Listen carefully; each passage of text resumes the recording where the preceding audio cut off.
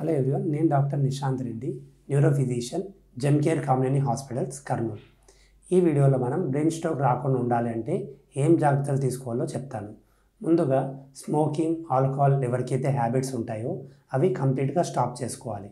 అవే కాకుండా sugar, BP వాళ్ళు ఎవరైతే ఉంటారో వాళ్ళు రెగ్యులర్గా చెకప్ చేసుకుంటూ అవి కంట్రోల్లో పెట్టుకోవాలి. కొలెస్ట్రాల్ ఎక్కువ ఉన్నా కానీ దాన్ని కూడా చెక్ చేసుకొని కంట్రోల్లో పెట్టుకోవాలి.